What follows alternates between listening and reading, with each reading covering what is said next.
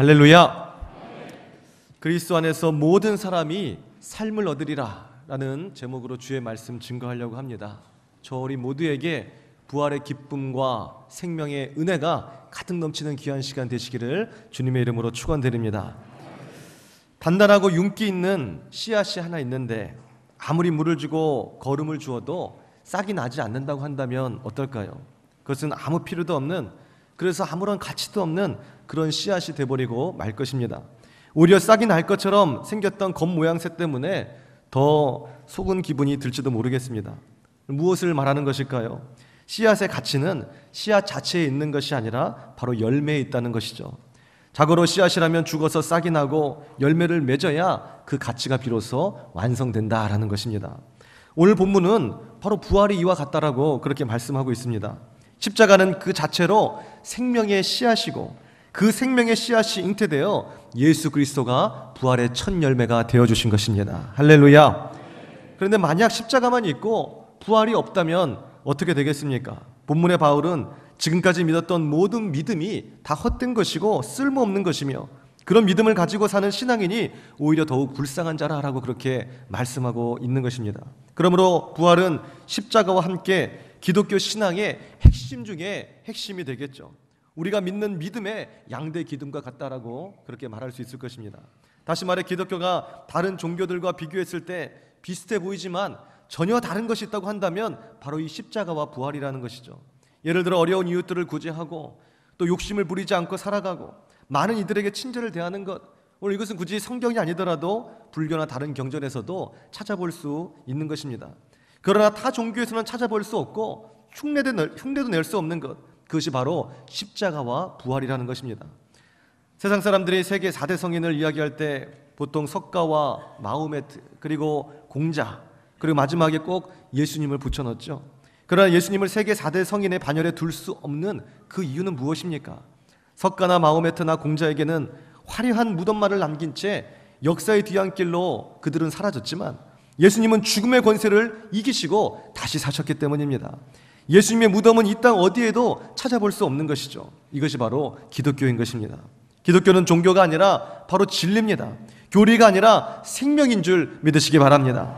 십자가와 부활은 여타의 종교들처럼 인간이 만들어낸 그런 우상도 아니요, 교리도 아니고 역사적 사실이며 우리에게 생명의 은혜와 능력을 주는 만고불변의 진리다라는 것이죠. 그래서 하나님은 요한복음 3장 16절에서 우리 모두에게 말씀하고 계신 것입니다. 하나님이 세상을 이처럼 사랑하사 독생자 그 아들을 우리에게 주셨으니 이는 저를 믿는 자마다 멸망치 않고 영생을 얻게 하려 하심이니라. 하나님이 오늘 나를 사랑하사 종교라는 것을 주신 것이 아니라는 것입니다. 교리를 주신 것이 아니라는 것입니다. 다시 말해서 율법을 지키거나 수행을 한다고 해서 영생을 얻는 것이 아니라는 것이죠. 그렇다고 하나님이 이처럼 나를 사랑하사 오늘 이 땅에서 잘 먹고 잘 살 수 있는 돈을 주신 것이 아닙니다. 명예를 주시는 것도 아닙니다. 세속의 가치로는 그 누구도 영생을 얻을 수 없기 때문에 그런 것이죠. 하나님이 우리에게 주시고자 원하는 것은 바로 저 하늘나라 영생인 것입니다. 그 영생을 위해서 우리를 이처럼 사랑하사 독생자 그 아들 예수 그리스도를 우리에게 주신 줄 믿으시기 바랍니다. 누구든지 그를 믿는 자마다 멸망치 않고 영생을 얻는 길을 예수 그리스도를 통해서 열어주셨다라는 것이죠. 그러므로 교회는 고상한 취미생활을 하는 것이 아닙니다. 돈이나 명예와 같은 세속의 가치를 얻기 위해서 그렇게 기도하는 것이 아닙니다. 그것은 세상 종교에서는 하는 행위겠죠. 교회는 죄 씻음의 은혜를 얻기 위해 십자가를 바라보는 것이요, 영생을 얻기 위해 부활의 주님을 만나는 것이 바로 이 교회인 줄 믿으시기 바랍니다. 여기서부터 혁명은 시작이 되는 것이죠. 역사가 과거와 현재와 미래로 나뉘는 그 분기점이 된다는 것입니다. 역사는 예수 그리스도가 나심을 기점으로 우리가 잘 알듯이 BC와 AD로 그렇게 나뉘어져 있습니다. 우리 개인의 삶도 마찬가지죠. 예수 그리스도를 만나기 이전 죄와 슬픔으로 가득 찼던 시간들이 내 인생의 BC였다고 한다면 예수 그리스도를 만난 이후 부활의 주님과 기쁨으로 가득 찬 그 희망의 시간들은 내 인생의 AD라고 말할 수 있을 것입니다. 그래서 예수님의 생애를 다룬 이 사복음서는 십자가 사건에서 절정을 이루다가 그것으로 끝나는 것이 아니라 마지막 이 부활의 사건으로 대미를 장식하고 있는 것입니다. 복음의 최종적 메시지는 바로 십자가를 지나서 오늘 부활의 영광이 되더라라는 것이죠. 오늘 지난주에 2부 예배 때 나이가 이제 90이 넘은 우리 고 김인순 집사님이 계십니다. 항상 한 주도 거르지 않고 따님은 이제 70대가 다 되셨는데 두 분이 항상 손을 꼭 붙잡고 2부 예배 때 항상 오셔서 하나님 앞에 그렇게 예배를 정말 전심으로 드리셨던 그 두 분을 제가 기억합니다. 근데 지난주 주일날 갑자기 우리 김인순 집사님께서 소천하셨다는 그 이야기를 들었어요. 바로 2주 전까지 건강하게 걸어 나오셔서 오늘 따님과 함께 그렇게 예배를 드리셨는데 갑자기 소천 소식을 듣고 깜짝 놀랐습니다. 그 따님이 바로 문영화 집사님이신데 오늘 2부 때 2부 예배가 없었기 때문에 이른 아침 오셔가지고 잠깐 저를 배웠었습니다. 근데 그 따님이 간증을 하시는데 우리 문영아 집사님께서 그날 지난주 주일날도 여느 때처럼 어머니를 모시고 교회에 오기 위해서 그 어머니 댁에 딱 들렸다고 했습니다. 근데 2부 예배 가기 위해서 딱 들렸는데 우리 어머님이 교회를 가기 위해서 옷을 곱게 차려 입으시고 오늘 그 방에 다 기도하는 자세로 엎드려 계시더라라는 거예요. 그래서 어머님 이제 교회 가야죠. 시간 다 됐습니다. 일어나세요 하는데 꿈쩍도 안 하신 거예요. 흔들어 깨었더니 이미 숨을 거두시고 그렇게 주님 곁으로 가셨다라는 간증을 했습니다. 오늘 우리 모두는 다 죽음을 맞이할 수밖에 없습니다. 그 인생의 끝에 오늘 죄인이 가야 할 바로 그 길인 것이죠. 그러나 죽음이 오늘 우리 인생에 고통되지 않고 절망되지 않고 이별되지 않는 것은 예수 그리스도께서 오늘 부활의 영광을 통해서 모든 믿는 자마다 멸망치 않고 영생을 얻을 수 있는 그 길을 우리에게 허락해 주셨기 때문에 그런 것입니다. 마지막 우리의 삶을 사는 것도 잘 사는 것도 중요하지만 마지막 하나님의 부르심의 그 순간까지 끝까지 믿음을 지키고 잘 우리가 죽음을 맞이하는 것도 너무너무나 소중하고 아름다운 일이겠죠. 우리 고 김인순 집사님 오늘 거룩한 주일 주님 앞에 간절히 기도하시면서 두 손을 모으신 채 주님 앞에 부르심을 받은 것, 이게 얼마나 참으로 귀하고 아름다운 것입니까? 오늘 우리 사랑하는 온 성도님들에게 얼마나 귀감이 되는 아름다운 죽음이 될 수 있겠습니까? 오늘 가족들이 생전으로는 다시 만나 뵙지 못할 어머님이기 때문에 참으로 가슴 아파하며 눈물 흘리지만은 그럼에도 불구하고 그 슬픔이 세상 사람들이 생각하는 그 슬픔이 되는 것이 아니라 오히려 기쁨과 또 감사와 희망의 그런 눈물이 될 수 있는 것은 바로 부활의 주님이 우리 곁에 계시기 때문인 줄 믿으시기 바랍니다. 오늘 우리는 신앙의 어디쯤을 지금 걷고 있습니까? 어떤 이는 베드로가 예수님을 만나고 그물이 찢어지도록 물고기를 잡은 그 사건에만 머물러 계신 분들이 종종 있습니다. 오늘 나도 그런 기적이 있었으면 하고 물고기를 바라는 마음으로 신앙생활을 하는 거죠. 그런 사람은 아직 십자가 근처에도 가지 못했고 그렇기 때문에 부활의 최종적인 승리도 아직 얻지 못한 것입니다. 그저 물고기가 다 소진되면 또다시 예수님을 만나 물고기를 얻어보려는 현세적 기복주의 신앙에 머물러 있기 때문에 그런 것입니다. 그러나 사실 따지고 보면 누군들 물고기를 얻고자 주님 앞에 나오지 않은 사람이 여기 어디 있겠습니까? 모두가 다 자신의 필요를 위해서 저를 포함해서 우리 모두가 다 그렇게 처음 주님 앞에 나왔습니다. 어떤 사람은 사업이라는 그 물고기를 잡기 위해서, 어떤 사람은 건강이라는 물고기, 또 어떤 사람은 결혼이라는 물고기를 잡기 위해 교회에 나온 사람, 주님을 만나러 온 사람도 분명히 있을 것입니다.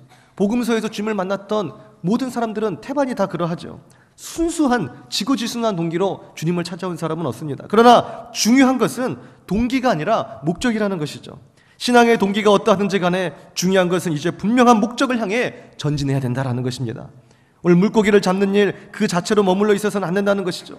그러한 것들은 예수님께 나아가는 아주 초보적인 신앙의 첫 단계일 뿐인 것입니다. 걸음마를 시작했으면 이제 온전히 걸을 뿐 아니라 달려나갈 수 있도록 우리는 그렇게 자라나야 되는 것입니다. 어디로 달려나가야 되겠습니까?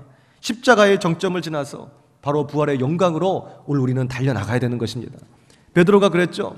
물고기에 관심이 많았습니다. 근데 예수님을 만나고 물고기가 찢어질 정도로 많이 잡히자 너무나 기뻐해서 그 물고기 싸들고 간 것이 아니라 지금까지 가장 큰 가치로 여겼던 물고기를 다 내려놔 버리고 이제 가슴을 찢고 회개하며 주님을 따르기로 작정했던 것입니다. 더 큰 가치를 발견했기 때문이죠. 언젠가 뉴스를 보니까 고속도로에 1만 원짜리가 막 날아다니는 그런 장면이 있었습니다. 오늘 고속도로를 차를 운전하고 가다가 막 돈바닥이 막 날아다니면 우리 어떻게 하겠어요? 가던 길을 멈추고 세워서 그 돈을 줍지 않겠습니까? 저는 그럴 것 같아요. 아무리 바쁜 길이라도 딱 멈추고 가서 주술지도 모르겠습니다. 오늘 사람들이 이게 웬 횡재냐라고 생각하면서 차를 멈추고 생명을 걸고 돈을 줍는 그 이유는 무엇입니까? 바쁜 일이 분명히 있겠지만 더 큰 가치를 어쨌든 발견한 것이겠죠. 근데 한참을 죽고 있는데 저쪽에서 누가 야 저기 5만 원짜리다 라고 소리를 지르는 거예요. 물론 일반적으로는 그 5만 원짜리를 발견하면 조용히 죽습니다. 그러나 가정을 해서 5만 원짜리다 라고 한다면 만 원짜리 죽고 있던 사람이 어떻게 하겠어요? 그거 다 팽개치고 5만 원짜리를 향해 뛰어나가겠죠. 왜 그렇습니까? 만 원짜리도 가던 길을 팽개치고 멈춰서 주술 정도로 생명을 걸고 고속도로에서 주술 정도로 가치 있는 돈이겠지만은 5만 원에 비할 바가 아니죠.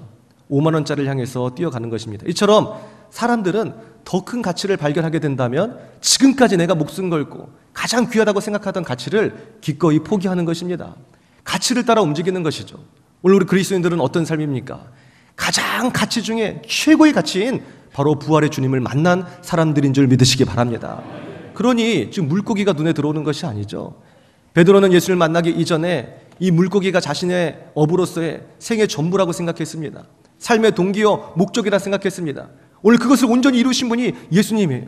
그래서 그 물고기를 붙잡고 오늘 기쁨으로 오늘 인생을 살고자 했던 것이 아니라 오늘 그는 더 큰 가치인 예수님을 붙잡은 것입니다. 예수님을 붙잡았기 때문에 그동안 생각했던 그 가치, 물고기를 기꺼이 버릴 수 있었던 것이겠죠. 오늘 이 사건은 베드로가 부활하신 주님을 만났을 때 동일하게 다시 한번 반복됩니다. 시리에 찬 베드로가 부활의 주님을 만났을 때 그는 그물을 최종적으로 다시 던져버리고 배에서 뛰어내려 어린아이처럼 예수님께 그렇게 달려나갔던 것입니다. 오늘 우리의 모습이 그와 같아야 될 것입니다. 오늘 여러분의 삶을 낙심케 하는 요인이 무엇이 있습니까? 베드로처럼 물고기가 잘 잡히지 않나요? 부활의 주님을 만나시기 바랍니다. 내 인생의 최고의 가치, 그 부활의 주님을 만났을 때 오늘 우리는 더 큰 가치를 만났을 때 이전에 내가 쫓고 있던 가치가 아무것도 아니라는 것을, 오히려 바울은 그것이 배설물과 같다 그랬죠. 쓰레기와 같은 가치였음을 우리는 비로소 깨달아 알 수 있게 되더라라는 것이죠. 역으로 부활의 주님을 만났을 때 우리의 모든 낙심과 아픔과 고통과 절망이 기쁨과 감사와 희망으로 넘치게 되는 것입니다. 결론입니다. 요셉은 어린 시절 하나님이 주신 그런 꿈을 꿨죠. 하나님의 선하신 뜻에 따라 요셉에게 임하셨던 오늘 일종의 성육신의 사건이라고 우리가 볼 수 있습니다. 그러나 그 이후 꿈 때문에 형들에게 배신당했습니다. 애굽에게 팔려갑니다. 감옥살이를 합니다. 죽기 일보 직전까지 가는 비참한 인생을 바로 하나님으로부터 받은 그 꿈, 비전, 바로 이 성육신의 사건 때문에 있게 됐죠. 그것이 일종의 십자가의 경험이라고 오늘 우리는 말할 수 있을 것입니다. 그러나 요셉은 하나님의 계획은 아직 끝나지 않았다라는 것을 알았습니다. 아니, 알았다기보다는 믿은 거죠. 그 믿음이 옳았다는 것을 언제 깨달았습니까? 애굽의 총리가 되어 처음 하나님께 주신 그 비전대로, 그 꿈대로 형들이 자신의 앞에 와서 무릎을 꿇을 때 그는 깨달은 것입니다. 최후 승리를 얻은 것이죠. 이것이 바로 부활의 영광이라고 말할 수 있는 것입니다. 요셉이 부활의 영광을 경험한 이후 그는 하나님의 뜻을 최종적으로 그때 비로소 이해할 수 있게 되었습니다. 총리가 되어 형들이 그에게 찾아왔을 때 두려워하는 형들에게 했던 그 말을 보면은 우리가 알 수 있죠. 요셉이 형들에게 뭐라고 했습니까? 형님들 두려워하지 마십시오. 형님들이 나를 판 것이 아니라 하나님께서 나를 이곳 애굽 땅에 형님들보다 먼저 앞서 보낸 것입니다. 그렇게 말하지 않았습니까? 오늘 우리가 갈보리 언덕 십자가까지 왔다면 오늘 우리는 신앙의 높은 언덕에 우리는 오른 것입니다. 그러나 아직 그것이 최후의 정점은 아니라는 것이죠. 그것이 신앙의 정점이라면 우리는 위대한 인간 예수로 4대 성인의 반열에 올려놓을 것입니다. 그리고 예수님을 주로 고백하기보다는 위인전에서 읽으면서 훌륭한 인격자요, 오늘 대의를 위해서 희생했던 한 사람으로 그냥 기억하겠죠. 그러나 신앙의 정점은 어디입니까? 갈보리 언덕을 지나 막달라 마리아와 다른 여인들처럼 무덤까지 나아가야 되는 것입니다. 그래서 빈 무덤가에서 부활하신 그 예수님을 만나야 되는 것입니다. 그때 비로소 우리는 최후 승리를 얻고 부활의 기쁨을 누리며 하나님의 뜻을 그때 비로소 이해할 수 있게 되는 것이죠. 오늘 부활을 기념하며 예배를 드린다는 것은 우리 모두가 다 신앙의 최후의 정점에 이미 오른 것과 같습니다. 높은 산 꼭대기에서 지나온 삶의 자취를 바라볼 때 비로소 그 지나온 행보를 우리가 이해할 수 있죠. 오늘 부활이라는 신앙의 최고의 정점에 설 때 오늘 우리는 비로소 인생의 의미와 삶의 자취를 이해할 수 있게 되는 것입니다. 부활이라는 정점에서 우리는 어떤 삶의 자취를 이해할 수 있겠습니까? 이미 최후 승리를 얻은 인생을 살고 있다라는 것을 오늘 우리는 알 수 있겠죠. 혹시나 내게 주어진 고난과 넘어짐, 이런 경험이 있다 할지라도 요셉처럼 하나님이 주신 그 꿈 때문에 오늘 그 좁은 길, 십자가의 길을 걷는다 할지라도 온갖 모멸과 또 환난과 억울함을 당한다 할지라도 이것이 끝이 아니라는 사실을 오늘 우리는 부활하신 예수님을 통해서 알 수 있게 되는 것입니다. 그리고 최후에는 부활하신 예수님처럼 하나님께서 궁극적으로 마침내 오늘 최후 승리를 얻으시고 우리의 인생을 아름답게 완성해 가실 것이라는 것을 오늘 우리는 부활절 이 예배를 통해서 깨달아 알 수 있더라라는 것이죠. 마귀에게는 십자가가 실패의 상징일 수 있지만 우리에게는 십자가가 부활의 영광으로 가는 첫 걸음임을 우리는 알 수 있는 것입니다. 오늘 부활이라는 높은 산 꼭대기에 오르시기 바랍니다. 오늘 우리는 예수님과 함께 십자가에서 죽고 예수님과 함께 다시 산 것입니다. 오늘 부활의 아침, 우리를 부활의 영광으로 초대하시는 그 예수님의 손을 꼭 붙잡고 승리의 쾌거를 울리며 멋지고 당당한 주님의 자녀로서 일생을 살아갈 수 있는 저와 우리 모두가 다 되실 수 있기를 주님의 이름으로 축원드립니다. 기도드리겠습니다. 아버지 하나님, 오늘 우리는 신앙의 어디쯤에 와 있습니까? 오늘 물고기를 잡고 기뻐했던 베드로와 같은 삶을 살고 있습니까? 아니면 더 큰 가치를 발견하고 물고기를 던져버린 채 가슴을 찢고 회개하며 주님 앞에 무릎 꿇은 변화된 베드로의 모습으로 살아가고 있습니까? 아니면 새벽 따굴 때 주님을 배반하고 등졌던 베드로의 모습이 있습니까? 십자가를 바라보며 이미 패배했구나, 절망 속에서 내가 얻을 것은 없구나 생각하며 주님을 등졌던, 그리고 다시 시리에 빠져서 고기 잡으러 갔던 상처 많은 신앙의 모습으로 살아가고 있습니까? 아직까지 우리는 다 다르지 않은 것입니다. 높은 산 꼭대기에 올라야 됩니다. 부활의 정점을 향해서 달려나갈 수 있는 우리 모두가 다 되게 하여 주시옵소서. 우리의 신앙은 물고기에 머무르는 것이 아닙니다. 오늘 우리의 신앙은 종려나무 가지에 머무르는 것이 아닙니다. 오늘 우리의 신앙은 십자가를 지나 바로 빈 무덤가 살아계신 예수님을 만나는 곳으로까지 우리는 나가야 되는 것입니다. 부활의 주님을 붙잡게 하여 주옵소서. 그 누가 장례식장에서 소망을 이야기하고 기쁨을 이야기하며 감사의 말을 고백하겠습니까? 바로 부활의 신앙이 있는 그리스도인들만이 할 수 있는 위대한 고백인 줄 믿습니다.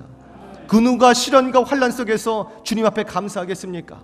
그 누가 억울함과 옥살이 속에서 하나님의 뜻을 간구하겠습니까? 부활의 신앙이 있는 우리 하나님의 자녀들만이 가능한 것입니다. 빈 무덤가에서 마리아야 부르신 예수님의 그 음성처럼 오늘 부활하신 주님께서 각 사람의 이름을 부르시는 그 주님의 음성을 들을 수 있는 귀한 시간 되게 도와주시고, 그 빈 무덤가에서 주님을 만나고 기쁨과 감사로 가득 찼던 그 막달라 마리아처럼 오늘 이 아침 부활의 주님을 만나고 오늘 인생의 새 소망을 얻을 수 있는, 기쁨을 얻을 수 있는 우리 모두가 다 되게 하여 주시옵소서. 예수님의 이름으로 기도드렸사옵나이다. 아멘.